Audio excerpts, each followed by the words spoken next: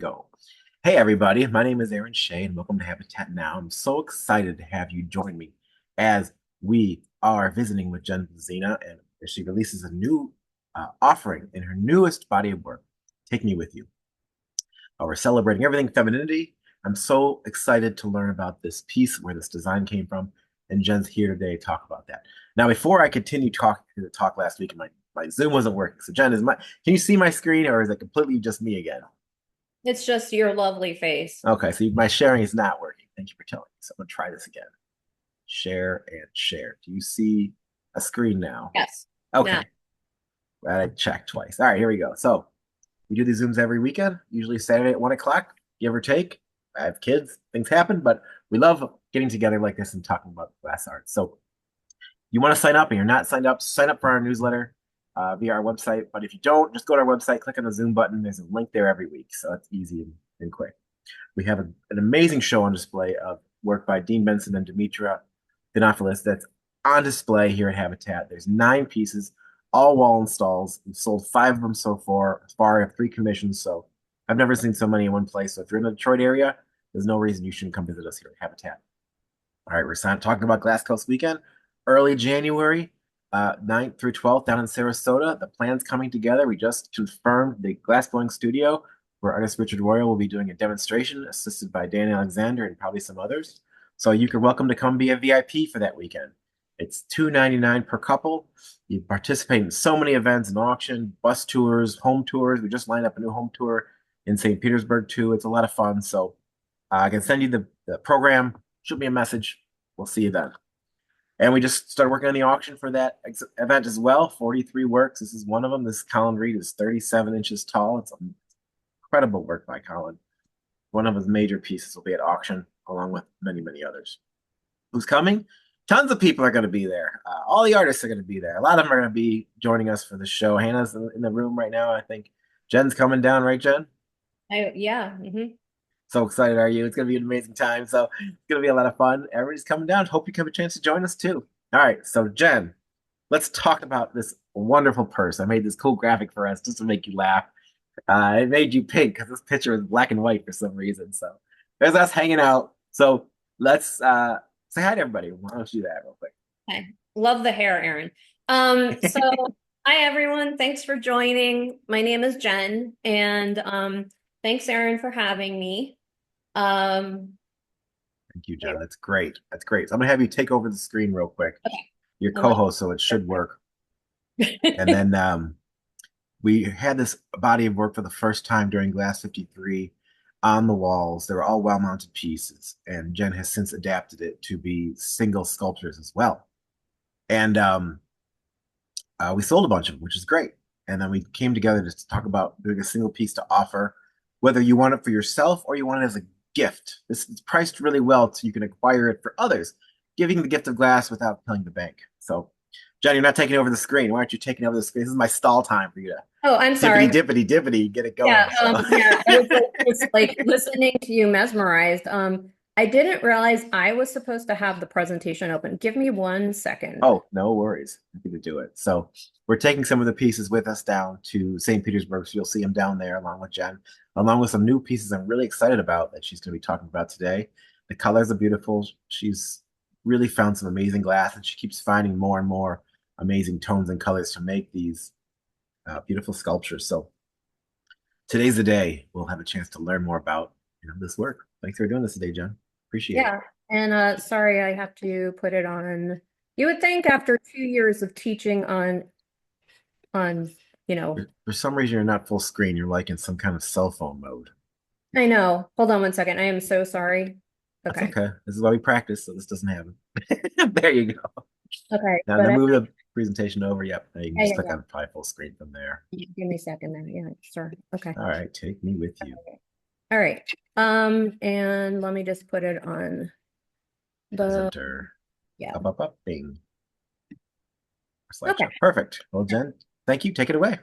Yeah, thanks. I appreciate all of you coming here and spending a Saturday with me. So I started this process or this project, and I'm going to tell you a little bit about myself first and my influences.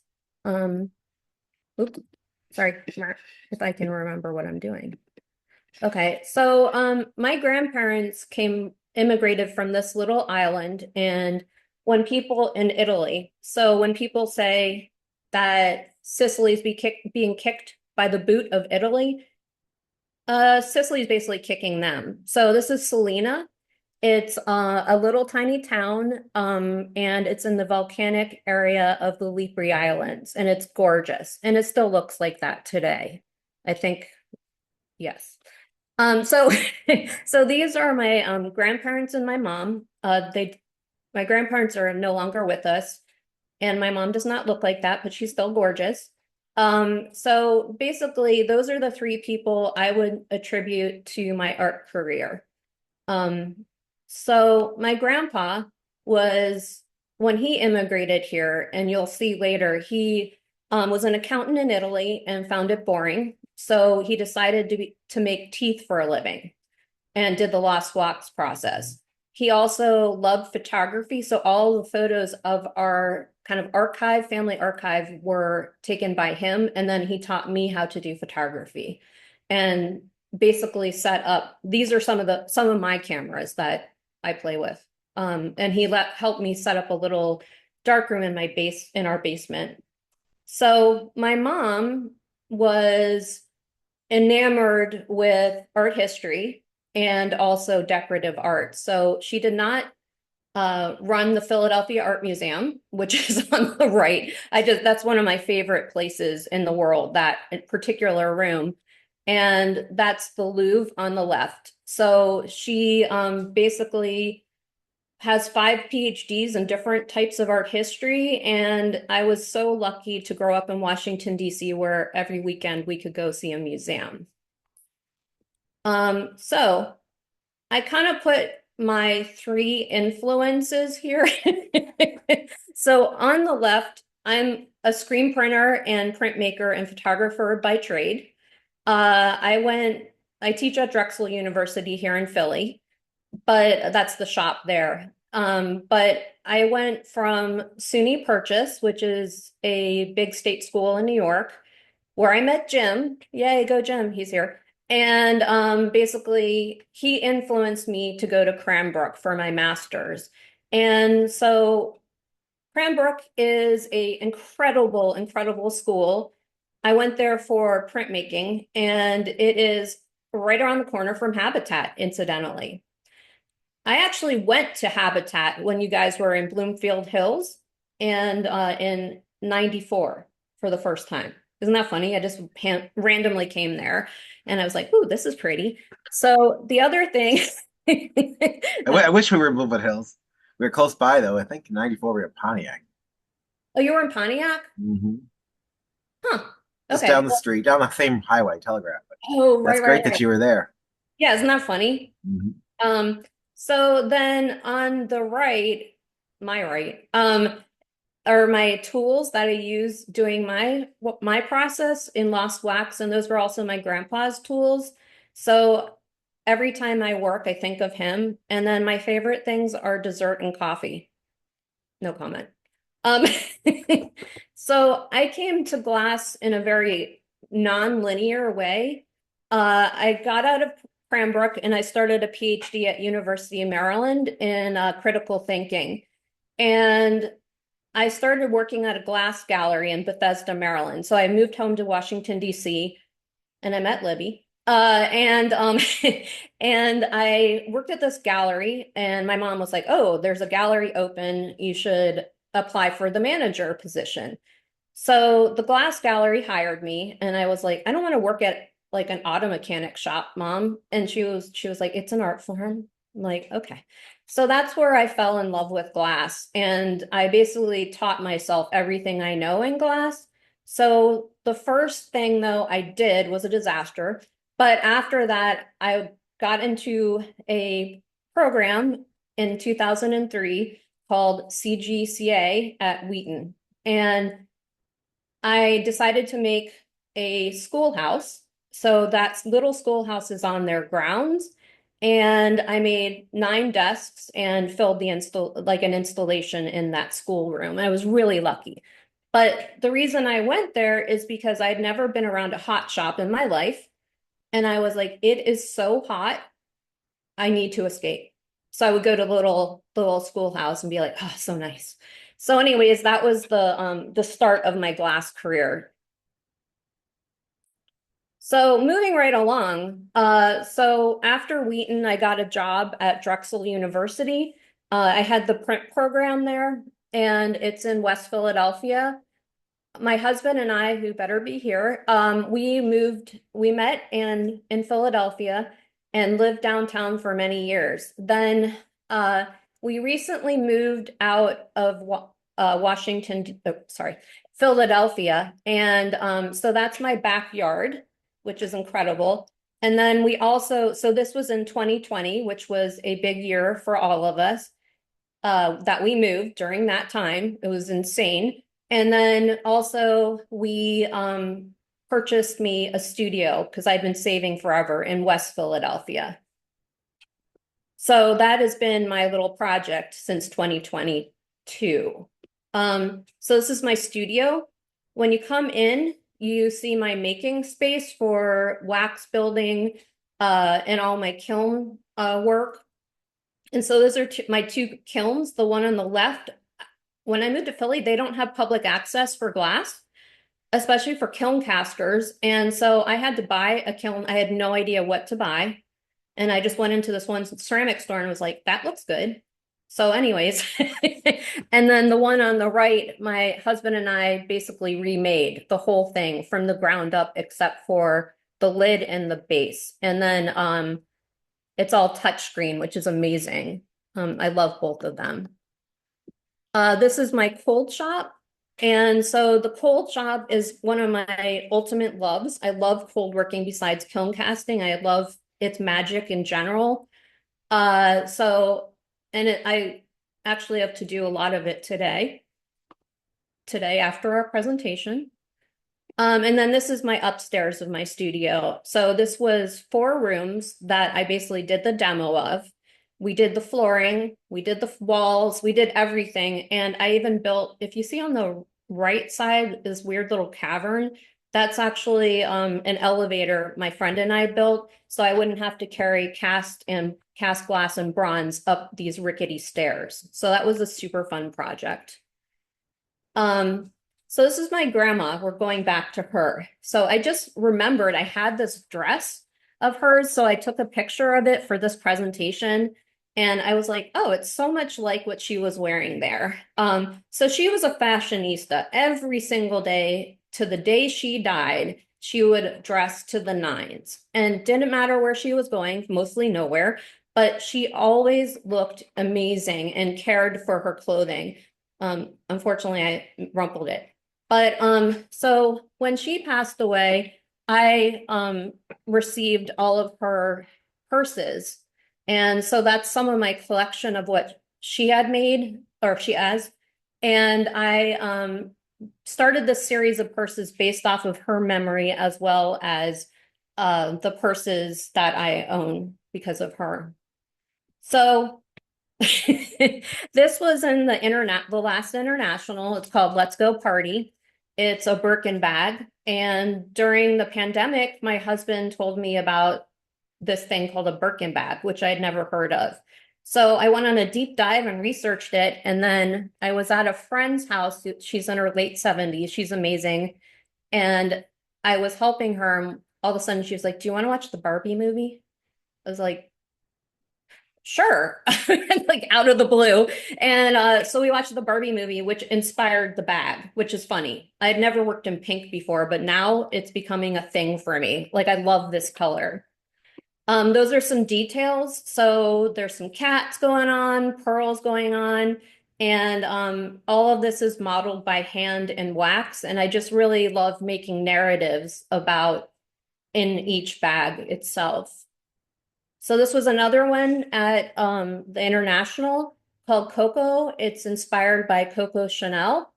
And again, it's all hand modeled in wax. And my grandma didn't have these purses, by the way, but I just really loved like the elegance of Coco Chanel and her influence on the fashion world, and I thought it would be a wonderful thing to memorialize her too. So that's a detail of the handle with black pearls.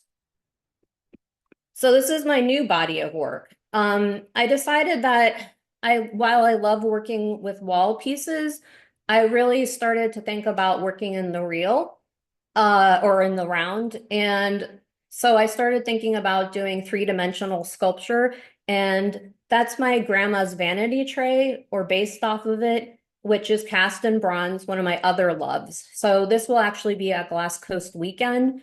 And all of the pieces I'm showing you are life size. The handle is actually off of one of my grandmother's silver necklaces. So I still like to incorporate all of her, you know, glamour into every piece of my work. And then that's a side view. Oh, by the way, if anyone has questions, feel free to ask me because How much does that weigh, would you say? um okay. 3 pounds? Okay. Good to know. What? Good to know. You can actually pick them up and carry them. It's really funny. At one point, I had a friend who found, saw them, and this was not too long ago because I just made them. And he said, "Would you ever consider doing a fashion show?" And he owns like a thrift store here in Philadelphia of vintage like Chanel and like different things. And I was like, that would be amazing for him to have his models carrying my actual purses, but they do not open. So, and then that's Dolly, named after Dolly Parton, who I think is an amazing, amazing woman. Who and so that's another piece I'll have in Sarasota. She's smaller, she's a change purse, but she has these amazing parts on the top, which are large. And so she's also carryable, and it's on another bronze tray. I really So in my background of mixed media, I find myself often using bronze or other materials because I feel like it evokes another sense of preciousness, or I just really apparently love fire. And so I just thought it would be really beautiful to enter, like to add lost wax process with bronze in my work too. So that's a little detail. And then this is my newest bag. It's based off of Valentino.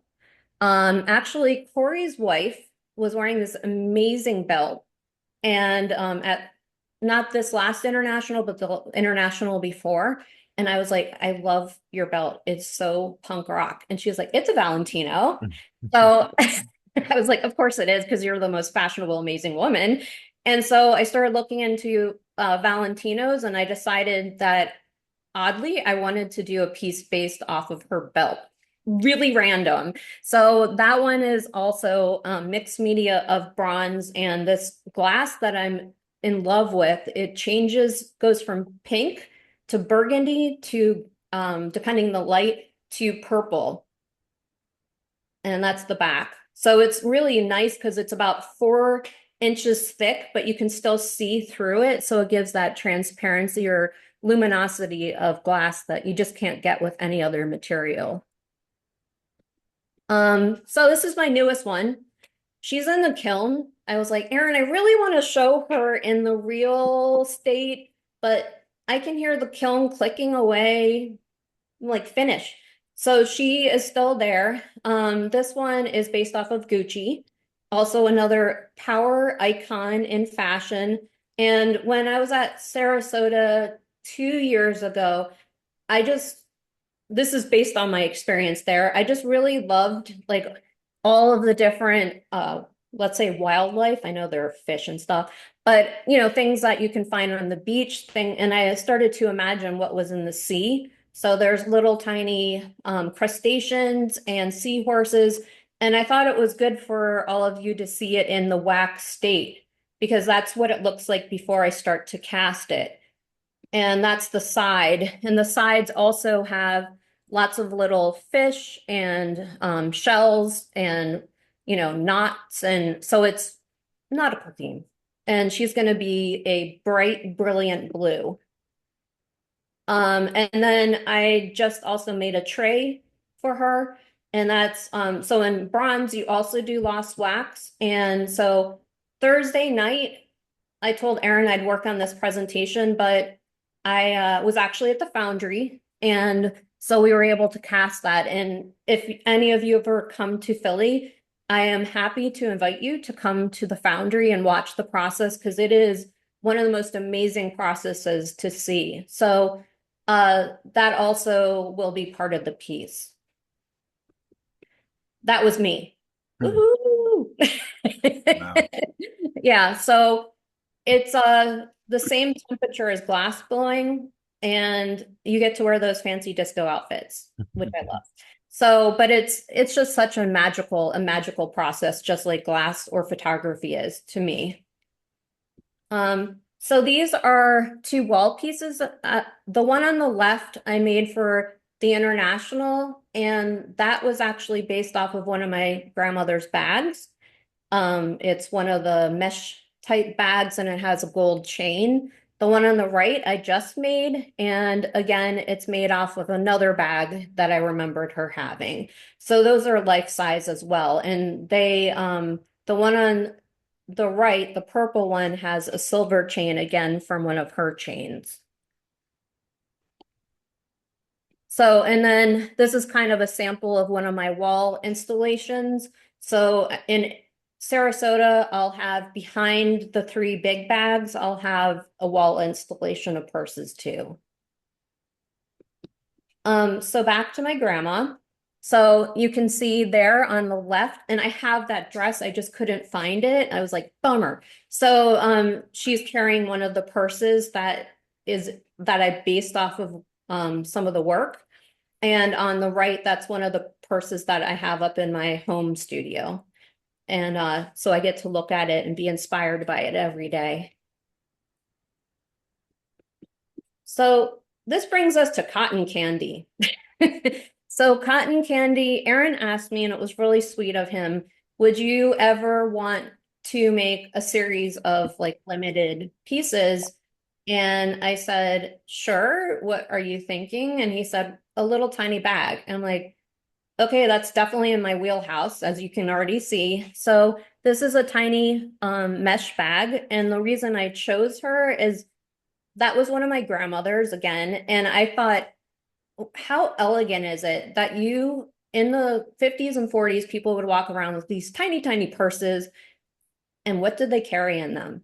So this one's named Cotton Candy because of the pink. And so the chain, each one will have a different chain, and they're all a little bit different individually too. And that they hang on the wall. And so that's a side view of it. And so then I cold work all the sides and then this is a video I made, pardon the quality. So I just wanted to show all of you kind of like what it looks like. And I was doing this on my phone. So just like on a wall, the luminosity of the piece, because I often think that videos capture what a photo can't. And you can see as the light hits it, the color. So this was actually in my bedroom. Not that you're going to see that, but so you can see the light that reflects off of the bag. Tutu.